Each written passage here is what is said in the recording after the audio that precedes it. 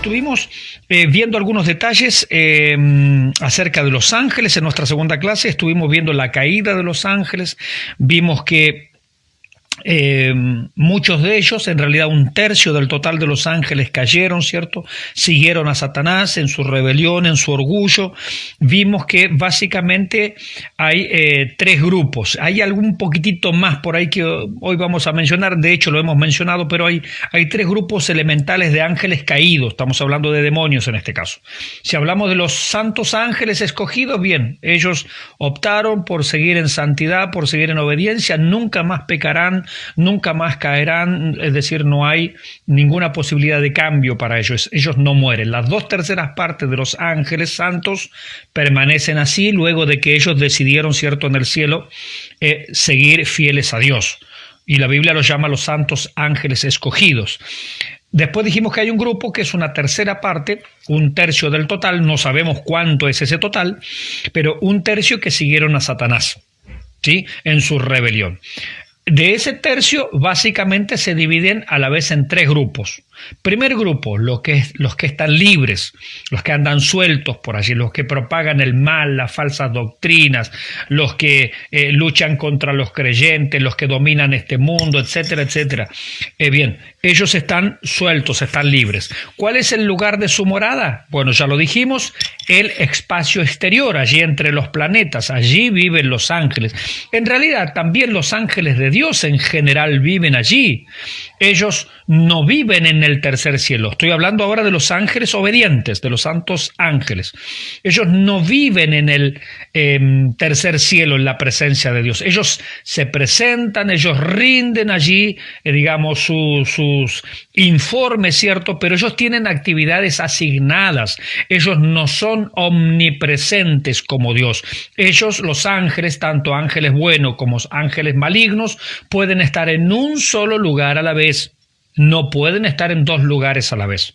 Nuestro Dios puede estar en todos lados porque Él es omnipresente, pero los ángeles están en un solo lugar a la vez. Dios ha asignado a los ángeles buenos distintas tareas, distintas actividades en el mundo, fuera del mundo, en el espacio, etcétera, etcétera. Entonces los ángeles en realidad están diseminados, están distribuidos por todos lugares, pero en un solo lugar a la vez.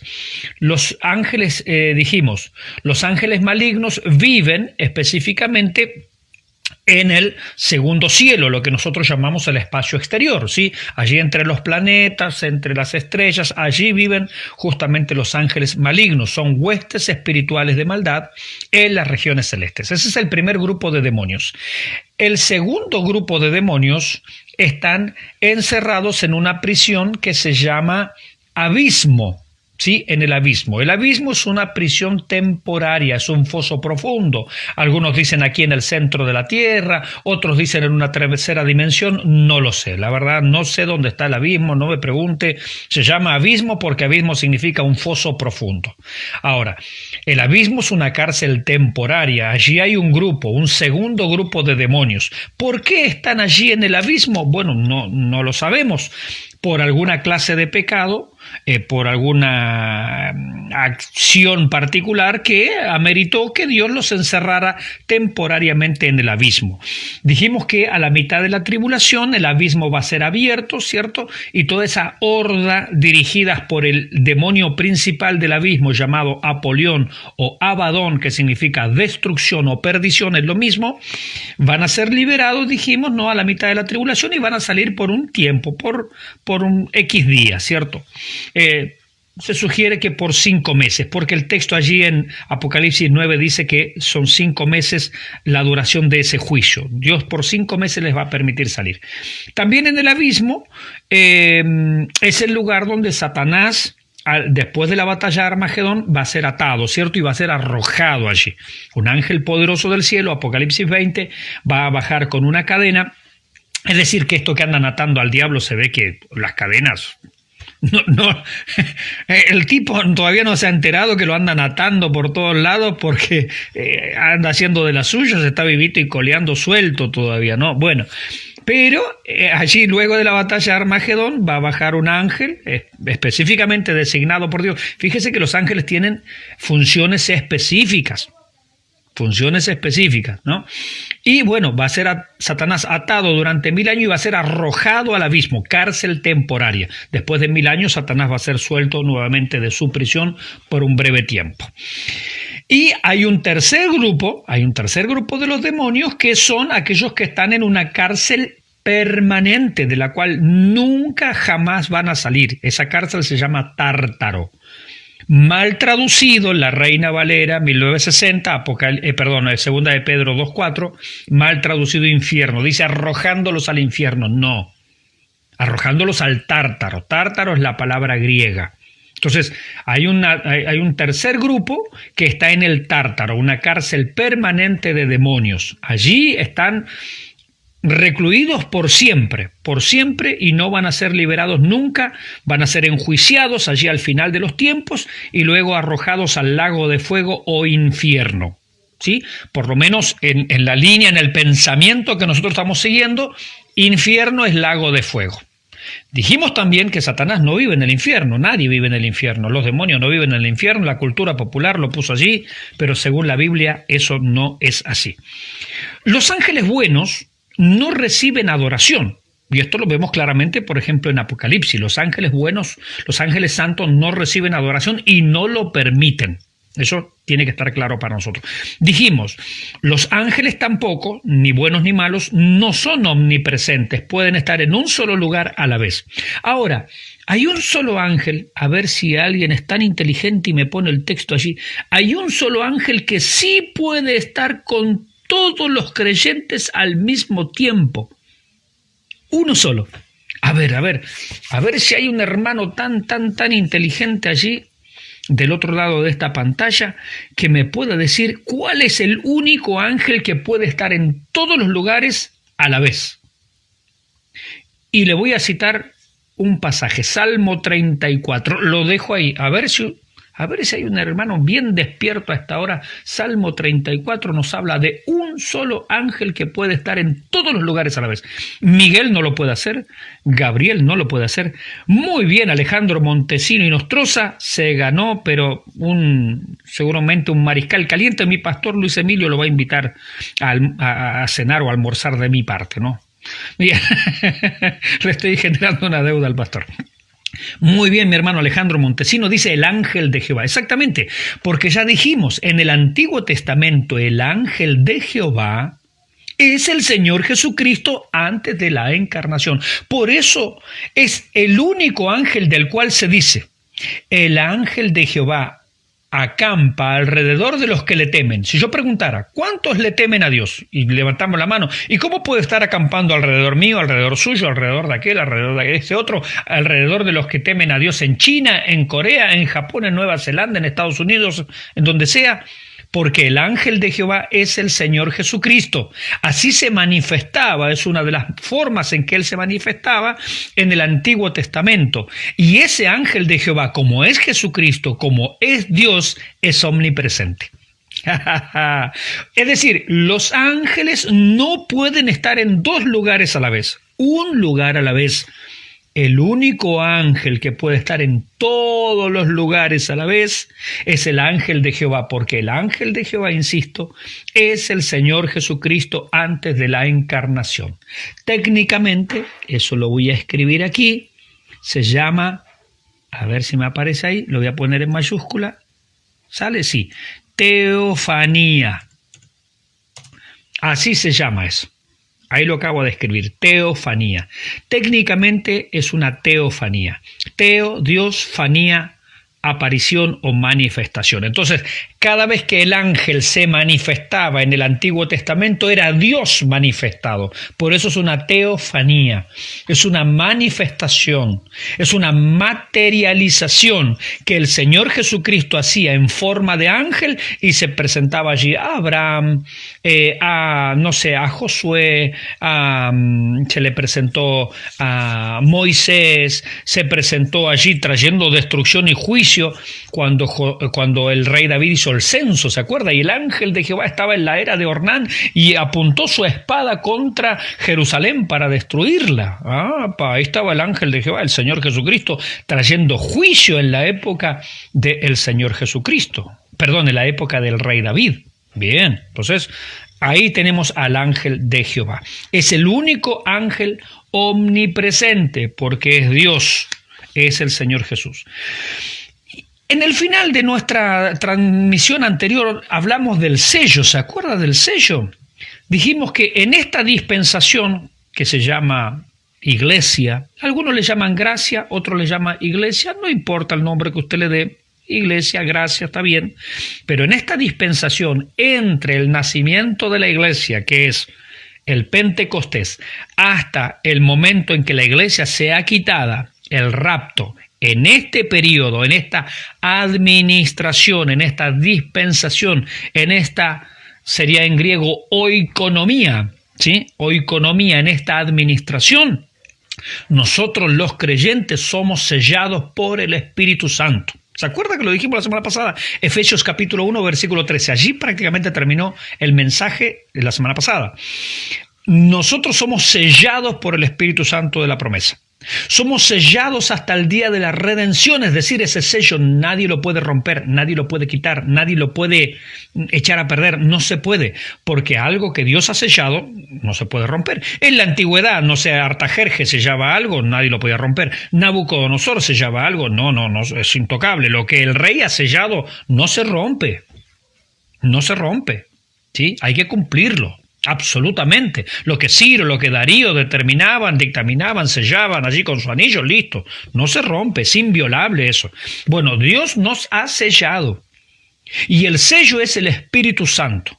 Por eso dice la Escritura, si alguno no tiene el Espíritu de Cristo, no es de él. Nosotros hoy, iglesia, fuimos sellados con el Espíritu Santo de la promesa hasta el día de la redención. El Espíritu Santo garantiza de que nos iremos con el Señor. Amén. Eso significa el sello, propiedad, identificación, garantía. ¿Sí? Esa es la idea. Ahora, dijimos que en la gran tribulación o en la época de la tribulación, por lo menos en el capítulo 7 de Apocalipsis, nos dice que los ángeles son los que sellan. Se detienen allí los cuatro vientos, los cuatro ángeles que sujetan los cuatro vientos del mundo, no se mueve una hoja no cae a tierra. Dios dice que no empiece la tribulación sin que antes mis siervos estén sellados. Un sello en la mano, un sello en la frente. Vienen los ángeles así, sellando a los 144.000 judíos evangelistas que van a llevar el evangelio durante la gran tribulación. Esta es una tarea de los ángeles. Los ángeles de Dios van a hacer esta maravillosa tarea. Pero fíjese qué distinto, ¿eh? ¿El Espíritu Santo va a estar en la gran tribulación? Sí, por supuesto. Él no se va. Él es omnipresente. Él no se puede ir a ningún lado. ¿Dónde se va a ir? ¿A dónde me iré de tu Espíritu que Él no esté? Dice el salmista. No. O sea que los que enseñan que el Espíritu Santo se va con la iglesia y que en la tribulación del Espíritu Santo no va a estar, no. Eso es contradecir groseramente la Escritura. El Espíritu Santo va a estar, pero va a actuar de otra manera. Va a actuar como actuaba en el Antiguo Testamento. En la época de la iglesia, ahora en la dispensación de la iglesia, el que nos sella es el Espíritu Santo. Pero en la época de la tribulación los que sellan son los ángeles. Los ángeles tienen esa tarea de sellar, en este caso a los 144.000, para que lleven adelante una tarea de predicación, una tarea de evangelización. Y dijimos, el sello de Dios nadie lo puede romper. De esos 144.000, ¿quién se va a perder? Ninguno. Y nosotros como iglesia, los que hemos recibido a Cristo de verdad en nuestro corazón, ¿sí? ¿Quién? ¿Se va a perder alguno? No se va a perder ninguno. Estamos sellados por el Espíritu Santo. Recuerde que yo nunca, jamás he dicho que el creyente puede vivir como se le dé la gana. No. El creyente que ha recibido a Jesucristo, que se ha arrepentido, que ha sido sellado con el Espíritu Santo, ha recibido el espíritu de adopción, aborrece el pecado, ama la santidad. Y no hay otro estilo de vida para el creyente que no sea la santidad. Amén. Ese es nuestro estilo de vida. Gloria al Señor. Pero vemos allí el contraste, ¿no? Hoy nos sella el Espíritu Santo. En la tribulación los ángeles tienen esta tarea. También en Apocalipsis 16:13, ya lo vimos, estoy haciendo un repaso nada más. Vimos que hay un ángel proclamando el Evangelio. Mire, En esta época, en la época de la iglesia, los ángeles no proclaman el evangelio. Dios no mandó a ángeles, ¿verdad? No. Ellos nos acompañan, nos cuidan, nos guardan, ministran nuestras necesidades, sí, por supuesto. Pero los ángeles no predican. En esta dispensación, la iglesia es la que tiene que predicar. Pero en la tribulación, los ángeles también van a tener una tarea de predicación. Mire, Apocalipsis 16:13. Apocalipsis, capítulo 16, versículo 13. Mire lo que dice la Escritura, qué maravilloso.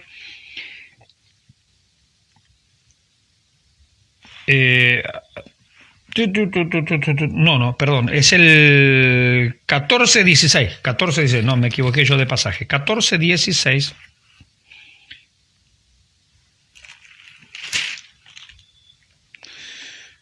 $14:6, pero qué mal que ando, por Dios. 14:6, no 14:16, 14:6. 14:6 dice: vi volar por en medio del cielo a otro ángel que tenía, escuche, el evangelio eterno para predicarlo a los moradores de la tierra, a toda nación, tribu, lengua y pueblo. Versículo 7, diciendo a gran voz: temed a Dios y dadle gloria, porque la hora de su juicio ha llegado, y adorad a aquel que hizo el cielo y la tierra, el mar y las fuentes de las aguas.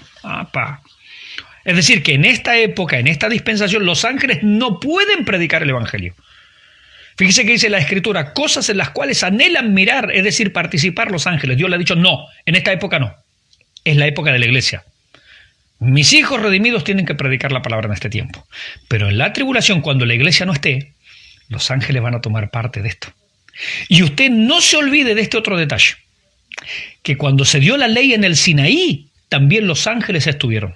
Dice, vino mi Dios con su multitud de millares de ángeles al Sinaí, cuando la ley se promulgó. Allí los ángeles también participaron en la promulgación de la ley. Es decir, en el Sinaí también los ángeles participaron de la promulgación de la ley. En la tribulación ellos participarán de la promulgación del evangelio, pero en esta época no. En esta época nos toca a usted y a mí compartir la buena noticia de salvación. Dios es soberano, Él hace como Él quiere, ¿no?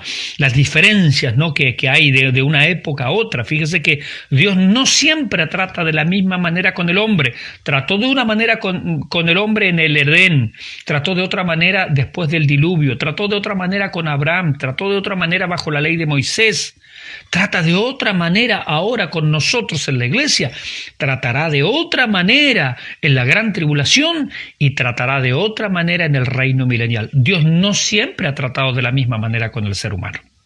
Por eso creemos en las dispensaciones, distintas administraciones, formas de gobierno, formas de trato de Dios con el hombre. Bien, y por último vemos esto en Apocalipsis 9, 13 al 15, que el otro día lo mencionamos, pero nos quedó allí por buscar el texto. Hay un par de ángeles por ahí, demonios que están sueltos por allí, ¿no?, que nos quedan ahí con alguna función en especial. Apocalipsis capítulo 9, versículos 13 al 15, dice: el sexto ángel tocó la trompeta y oí una voz de entre los 4 cuernos del altar de oro que estaba delante de Dios, diciendo al sexto ángel que tenía la trompeta, escuche, desata a los 4 ángeles que están atados junto al gran río Éufrates.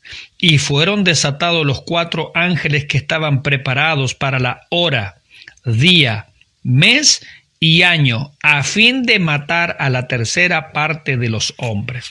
¡Wow! Es decir, que hay algunos ángeles, algunos seres espirituales, algunos demonios, que Dios los tiene también atados, pero sobre esta tierra, para una labor en específica. Como por ejemplo vemos eso ahí, ¿no? Impresionante todas las cosas que hace el Señor. Bien, continuamos entonces con nuestro material. Si hay preguntas, usted me la va haciendo. Creo que hasta ahora no hay ninguna preguntita. Quiero retroceder un chiquitito acá. En nuestro chat no hay preguntas que yo vea. Si me salté alguna, usted me dice, ¿sí?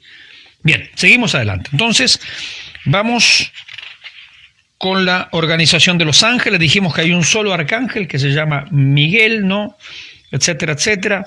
Dijimos la obra de los ángeles con relación al Señor, anunciaron la venida de Cristo, anunciaron el nacimiento, le protegieron en la infancia, ministraron a Cristo luego de la tentación, le fortalecieron en el huerto, rodaron la piedra en el sepulcro, le acompañaron en la ascensión y le acompañarán en la segunda venida. Todo esto ya lo vimos, ¿sí? Con relación a los creyentes, son enviados en nuestra ayuda. El pastor Luis nos dice: bendiciones, mi pastor, gusto de verle. Gracias, igualmente. Le debe una comida ahí a un hermano, así que no sé, ahora se le arregla usted allá el drink. Son enviados en ayuda nuestra, ¿no? Participan en la respuesta a nuestras oraciones, observan las experiencias de los cristianos, nos animan en tiempos de peligro, se interesan en los esfuerzos evangelísticos, cuidan de los justos en su muerte. Todo esto ya lo vimos, usted puede repasarlo de la lección anterior. En relación a las naciones, dijimos que Miguel tiene una especial atención para con el pueblo judío. Daniel capítulo 12, versículo 1.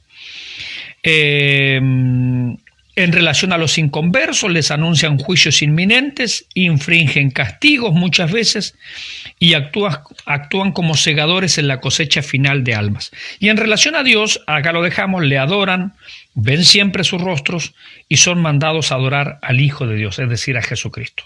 Los ángeles tienen una orden: adoren al Hijo de Dios, adoren a Jesucristo, ¿sí? Hebreos capítulo 1, versículo 6, allí nos dice justamente esta orden que tienen los ángeles, ¿no? Lo estoy buscando aquí en mi Biblia, que tengo aquí al lado. Hebreos capítulo 1, versículo 6, dice: y otra vez cuando introduce al primogénito, es decir, Jesucristo, en el mundo, dice: adórenle todos los ángeles de Dios.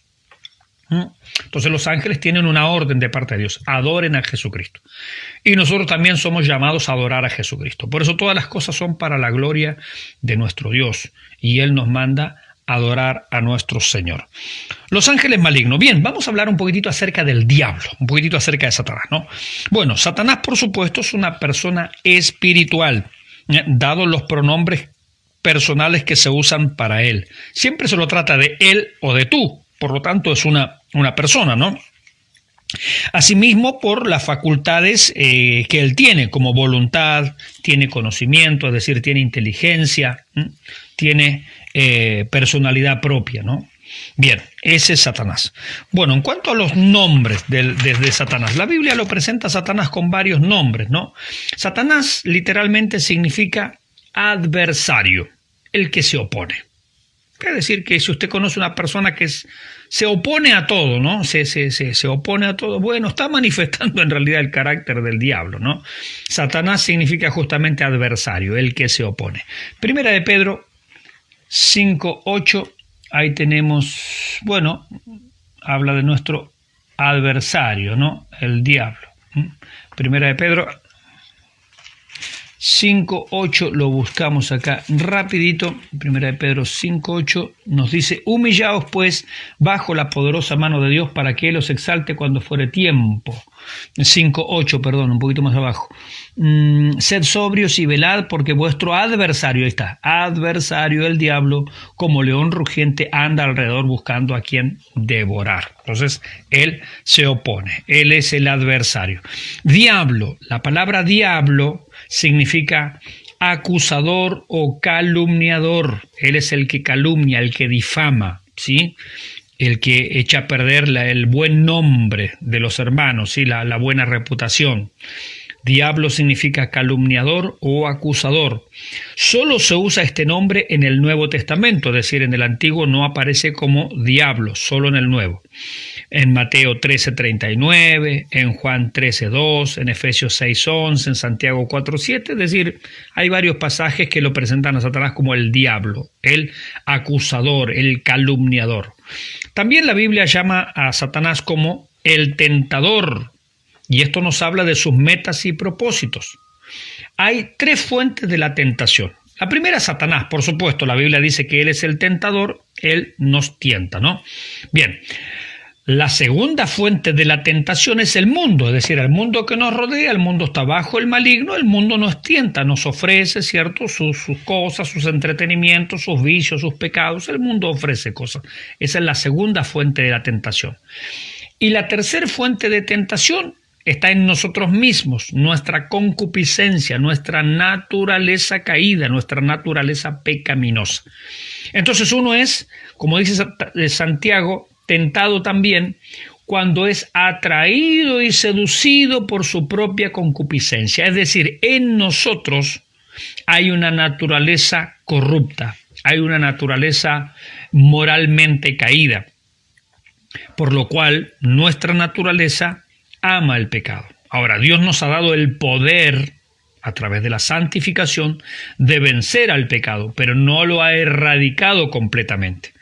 El pecado se erradicará de nosotros con la glorificación, cuando ya este cuerpo sea transformado en un cuerpo incorruptible de gloria. Entonces, la tentación tiene tres fuentes. Primero, Satanás. Él nos tienta, Él es el tentador. Segundo, el mundo tiene sus tentaciones, ¿cierto? Tiene sus vicios, tiene sus atractivos pecaminosos. Y tercero, nosotros mismos, nuestra naturaleza caída. Somos pecadores, nacimos pecadores. No es que llegamos a ser pecadores cuando pecamos. Pecamos porque somos pecadores. ¿Sí? Esa es nuestra naturaleza. Una guagüita que nace hoy ya es pecadora. No es que va a hacerse pecadora cuando mienta o va a hacerse pecadora cuando llegue a la conciencia. No. Somos pecadores. David lo dice en el Salmo 32, ¿no? Justamente que en pecado fuimos concebidos. Esa es nuestra naturaleza. A eso los teólogos le llaman pecado original. Así nacemos y necesitamos entonces, por supuesto, un Salvador. Necesitamos. Claro, cuando somos niños no somos conscientes, pero somos pecadores inconscientes. Y un día, cuando crecemos, a los 10 años, 8 años, 12 años, 15 años, no sé, ahí nos hacemos pecadores conscientes. Pero seguimos siendo pecadores. Antes, de niños, éramos pecadores inconscientes. Pero habiendo ya tenido facultades, somos pecadores conscientes. Por eso necesitamos un Salvador. Pero nuestro estado no ha cambiado, somos pecadores. Hay dos textos aquí que nos han compartido, quiero leerlos. Bien. El primero nos dice Francisco Gastón, nos dice... ¿Cómo caíste del cielo, oh lucero, hijo de la mañana? Muy bien, cortado fuiste por tierra, tú que debilitabas a las naciones. Muy bien, Isaías 14:12. Ahora lo vamos a ver ese nombre también que se le da, ¿no? Lucero significa brillante, Lucifer, brillante. Francisco también nos dice, vosotros sois de vuestro padre el diablo y los deseos de vuestro padre queréis hacer. Claro, él ha sido homicida desde el principio y no ha permanecido en la verdad porque no hay verdad en él. Cuando habla mentira, de suyo habla, pues es mentiroso y padre de mentira. Juan 8:44. Muy bien, mi hermano Francisco Gastón, ahí atentísimo. Claro, bien, eso es lo que estamos hablando. Entonces, no es que nosotros llegamos a ser pecadores, somos pecadores. ¿Sí? Somos pecadores. Aún desde el vientre de nuestra madre, una vez dije en una predicación, es como que Dios estaba mirando el vientre de mi madre y cuando yo fui engendrado, Dios dijo, ahí viene otro pecador más. Y sí, yo era pecador desde el vientre de mi madre. No fue necesario que yo cometiera el primer pecado para ser pecador, ya era pecador. Somos pecadores desde Adán para acá. A eso los teólogos, decía hoy, le llaman el pecado original. Bueno, ya vamos a hablar de la doctrina del pecado, simplemente quiero aclarar algunos conceptos a la pasadita, ¿no? Bien, entonces Satanás es el tentador y tenemos nosotros también una naturaleza pecaminosa. Cada uno es tentado cuando de su propia concupiscencia es atraído y seducido, dice. Bien, entonces tenemos también nosotros una naturaleza que tiende hacia el pecado. Pero gloria a Dios que la santificación del Espíritu, la santificación de la palabra nos da el poder, como dice Romanos en el capítulo 6, versículo por allí, por el 14, versículos 10, 11, 12, 13, 14, allí nos habla de la santificación, dice que el pecado no se enseñoreará de vosotros. Es decir, el pecado perdió el poder sobre mí. Ya no tiene el poder, no puede hacer conmigo lo que quiera. sino por el Espíritu hacer morir las obras de la carne, dice la palabra del Señor. ¿Se da cuenta? Aunque el pecado está en nosotros, Él nos ha dado el poder a través de la palabra, a través del Espíritu Santo, a través de su santo nombre, a través de la sangre de Cristo, para vencer justamente los apetitos de la carne, los apetitos de nuestra naturaleza corrupta. También Satanás es llamado el malo o maligno, y esto nos habla de su carácter. Así como Dios es absolutamente bueno, Satanás es absolutamente malo. Y todo lo que hace es malo. Como decía nuestro hermano allí, ¿no?, citando la Escritura, él es mentiroso. Cuando habla mentira de suyo, habla así, que no vamos a quejar. Es que me mintió el diablo. ¿Qué crees que haga? ¿Que el diablo diga verdad? Sería ridículo pedirle peras al olmo. El diablo no puede hablar verdad, el diablo habla mentira. Es engañador, padre de mentira. Beelzebú también es otro nombre que se le da al diablo, ¿no? Beelzebú significa señor de la casa. También otra traducción lo presenta como el señor de las moscas, ¿sí? De las moscas. Bien, Beelzebú, ¿no?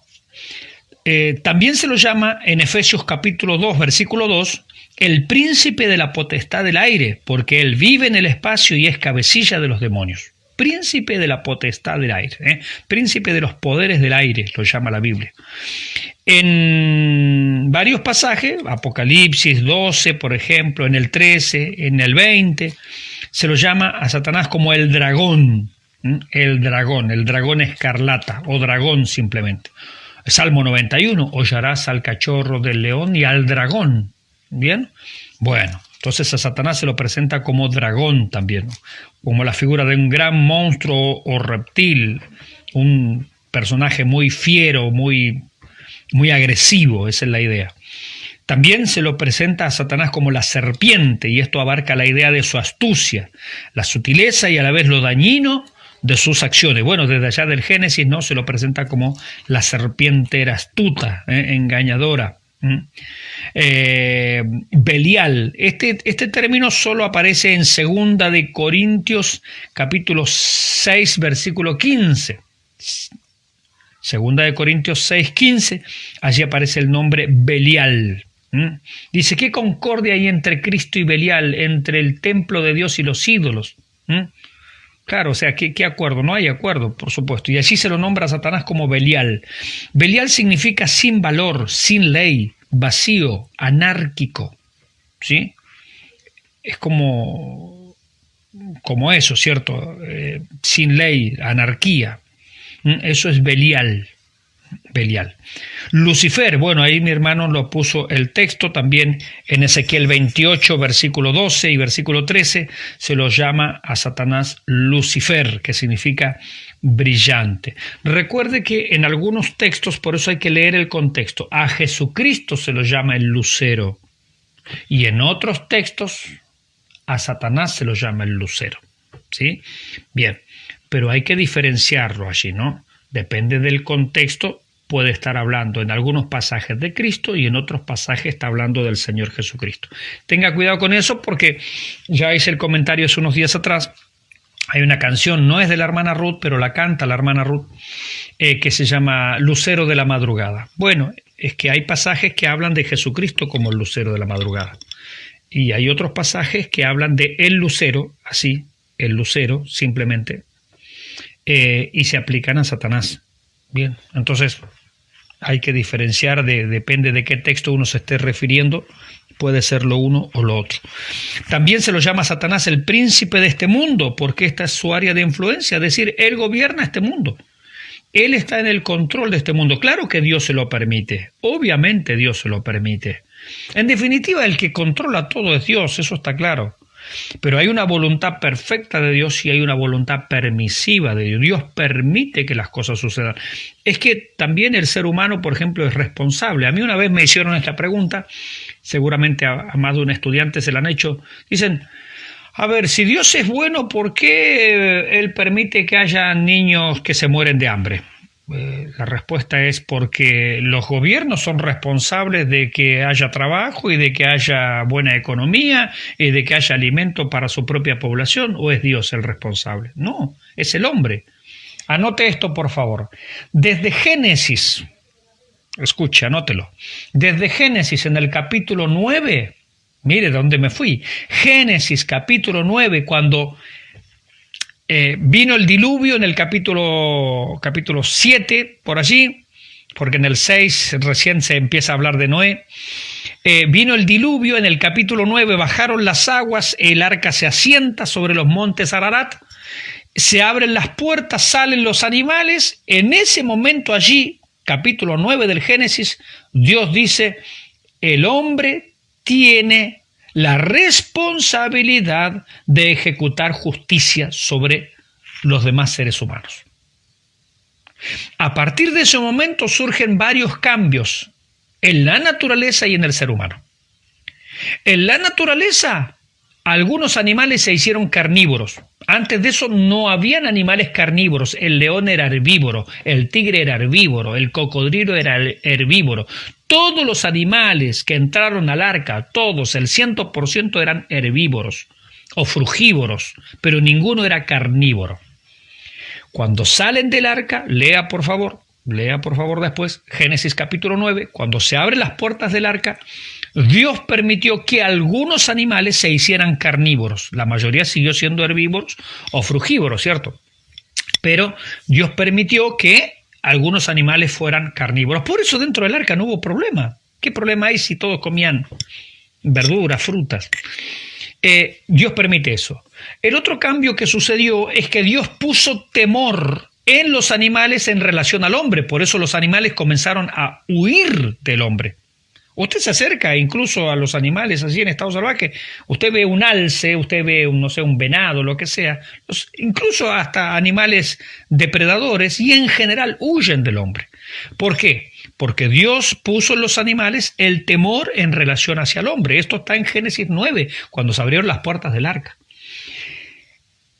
El tercer cambio que ocurre allí es que Dios le permite al hombre comer carne. Hasta ese momento el hombre también era frugívoro, herbívoro. El hombre no comía carne. Noé, su familia no comían carne.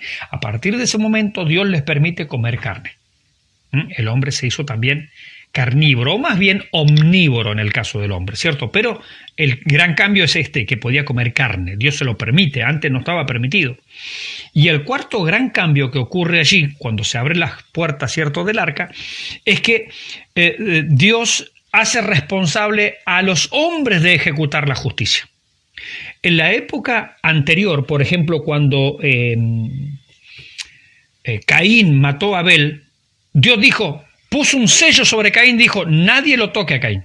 ¿Por qué? Porque el que ejecutaba directa justicia era Dios. Nadie me lo toca. Es decir, Dios no permitía a la sociedad ejecutar juicio sobre otro hombre. A partir de Génesis 9, Dios le permite al hombre y le da esta responsabilidad al hombre. Es el hombre el que debe administrar justicia sobre esta tierra. Es el hombre el responsable de estas cosas. Ya no es Dios.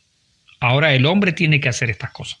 Entonces, cuando la gente a veces pregunta, y bueno, ¿por qué se mueren? Si Dios es bueno, ¿por qué hay gente que se muere de hambre? Porque la responsabilidad humana, desde Génesis 9, es que nosotros tenemos que administrar bien este mundo. Buenas políticas, buenos trabajos, buenos salarios, buenos sueldos, que la gente trabaje, que la gente tenga una vivienda digna. Eso es una responsabilidad humana, no es una responsabilidad de Dios. No sé si usted estaba al tanto de eso, pero desde Génesis 9, Dios dice, no, yo no soy el responsable, ustedes son los responsables. Dios puso, si usted rebobina el cassette de lo que yo vengo hablando, hace un rato dije, Dios no siempre trató con el hombre de la misma manera. Por eso se llaman dispensaciones, economías, administraciones. Una administración allá, otra administración después, distintas formas en que Dios ha permitido que el hombre se vaya manejando en su relación entre los hombres mismos y en su relación para con Dios. Y desde Génesis 9, el hombre es el responsable. Es decir que si a usted como cristiano o como creyente alguien le dice, bueno, si Dios es bueno, ¿por qué hay gente que no tiene cobertura en el hospital? Es una responsabilidad de los seres humanos. Es una responsabilidad nuestra, no de Dios. No de Dios. Por eso, qué importante es que nosotros vayamos conociendo, ¿cierto?, todo lo que está en la Escritura. Bueno, me fui un chiquitito ahí del tema, pero ¿Qué temas importantes salen ahí, no? Príncipe de este mundo, esta es su área de influencia. La Biblia lo llama también el Dios de este siglo. ¿Qué nos puso allí? Muy bien, mi hermano Francisco Gastón, qué bien. Dios de este siglo, en los cuales el Dios de este siglo cegó el entendimiento de los incrédulos para que no le resplandezca la luz del Evangelio de la gloria de Cristo, el cual es la imagen de Dios. 2 Corintios 4:4. Gracias, mi hermano, porque ese es el texto que seguía allí. Es el Dios de este siglo. Como Dios de este siglo, Él tiene entonces sacerdotes. Satanás tiene sus propios sacerdotes, sí, vamos a verlo. A ver si mi hermano allí que está haciendo un poquitito de medio de ayudante, mi hermano Francisco Gastón, pone este texto allí, aunque sea la cita nada más. 2 Corintios 11:15. 2 Corintios, yo lo estoy buscando aquí para leerlo. 2 Corintios 11:15. Porque Satanás tiene sacerdotes. Si eres el Dios de este siglo, como Dios tiene sus sacerdotes. Así como nuestro Dios tiene sus sacerdotes, Satanás tiene sus propios sacerdotes. 2 Corintios 11:15 dice la palabra de Dios. Así que no es extraño si también sus ministros, hablando de Satanás, se disfrazan como ministros de justicia, cuyo fin será conforme a sus obras. Satanás tiene sus propios ministros que se disfrazan como ministros de justicia. Bien, ¿qué más? Satanás, como es el Dios de este siglo, no solamente tiene allí sus sacerdotes, ¿cierto?, o sus ministros, sino que también tiene sus doctrinas. 1 Timoteo 4:1. Pero, mi hermano, ahora que lo necesitaba, no puso así el texto, ¿se da cuenta? Ay, perdón, lo puso. No, perdón, me apareció tarde. Ahí está, ahí apareció. Gracias, mi hermano, qué tremendo. Perdón, no dije nada. Tiene sus doctrinas. 1 Timoteo 4:1. 1 Timoteo 4:1.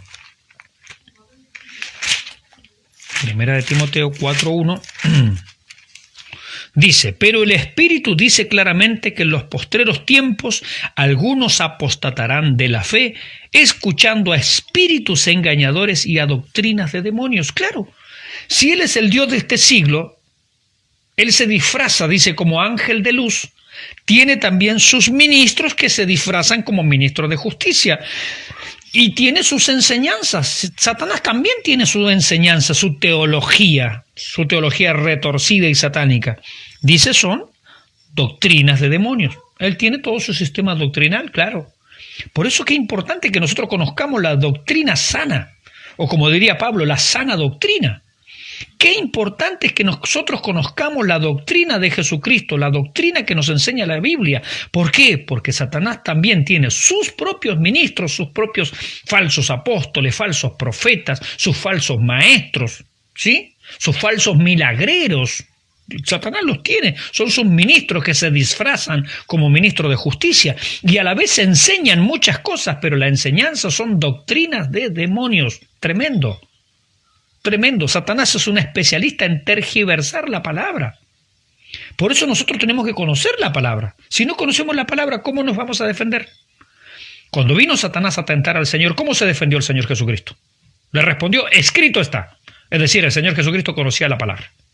Y esa es la manera que nosotros tenemos que defendernos de la tentación. Escrito está. ¿Qué dice la Biblia? Así tenemos que vivir. Así tenemos que vivir. Tiene entonces sus doctrinas de demonios. También tiene su sistema de sacrificios o su sistema de adoración. Tiene su estilo de adoración Satanás. 1 Corintios capítulo 10, versículo 20. 1 Corintios 10, 20. Si hay preguntas, por favor, que aparezcan ahí. Me está faltando el texto de recién, mi hermano Francisco. 1 Corintios 10, 20. Dice, antes digo que los gentiles sacrifican a los demonios, los sacrifican y no a Dios, y no quiero que vosotros os hagáis partícipes con los demonios. Lo que los gentiles sacrifican, a los demonios los sacrifican. Es decir, nosotros tenemos que adorar a Dios como Dios lo ha establecido en su palabra. Cuando no hay una adoración conforme a la palabra de Dios, Dios dice, no es mío, no es de Dios. Y esto nos remonta a Nadab y Abiú. cuando se hacen las cosas, cuando se hace una adoración que no corresponde, que no es conforme a lo que enseña la Biblia, es una falsa adoración. Satanás tiene su propio sistema de culto. Sí, él lo tiene. Él lo tiene. Tiene sus sacerdotes, tiene sus ministros, tiene sus doctrinas, tiene su propio sistema de adoración. Sí. Cuando hay adoración falsa, a Dios no le gusta. Sale fuego del altar y los quema. Nadab y Abiú. No, Dios no tolera una adoración falsa. Tenemos que adorar a Dios en espíritu y en verdad. Porque Dios tales adoradores busca que le adoren. Es decir, o le adoramos a Dios conforme a las Escrituras o no le estamos adorando. ¿Sí? Bien. Y tiene también, por último, sus propias sinagogas, sus propios lugares, sus propios templos. Apocalipsis 2.9. Vamos a Apocalipsis 2.9. Estamos conociendo. Pero mi hermano Francisco Gastón, ahí me quedó.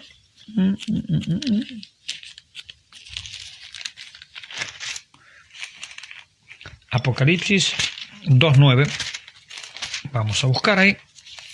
Fíjese cómo él tiene también sus propios lugares de adoración, sus sinagogas. 2.9. Dice: yo conozco tus obras y tu tribulación y tu pobreza, pero tú eres rico, y la blasfemia de los que se dicen ser judíos y no lo son, sino sinagoga de Satanás. Sinagoga de Satanás. Un lugar de reunión satánico. Tremendo esto, ¿no?